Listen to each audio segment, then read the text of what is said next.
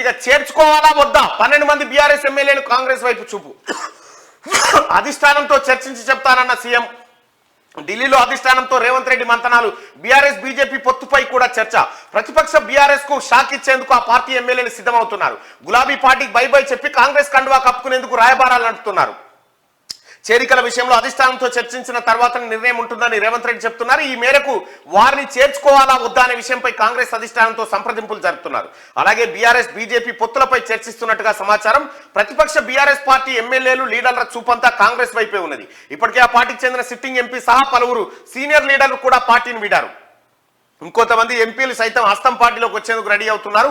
ఈ సమయంలోనే బీఆర్ఎస్ కు చెందిన 12 మంది ఎమ్మెల్యేలు కాంగ్రెస్ లో చేరతారని ఆ పార్టీ సీనియర్ నేతలతో సీఎం రేవంత్ రెడ్డికి రాయబారాలు పంపుతున్నట్టుగా సమాచారం. 12 మంది బీఆర్ఎస్ పార్టీ ఎమ్మెల్యేలు రెడీగా ఉన్నారు. ఇప్పుడు మీరు ఎప్పుడు సార్ మేము వచ్చేస్తాం మా చెప్పుడు అంటే కేసీఆర్ లెక్క గుడ్డేది చేనుల పడ్డట్టున్నది. దానికి పద్ధతి లెక్క ఉంటుంది. ఎందుకు చేరుతున్నారు ఏం కథ అనేది తెలవాలి. అందులో నీతి ఏంది అవినీతి ఏంది ఇవన్నీ చూసుకోవాలని చెప్పి ముఖ్యమంత్రి రేవంత్ రెడ్డి గారు ఆ వ్యవహారాన్ని కాస్త ఆపినట్టుగా తెలుస్తా ఉంది.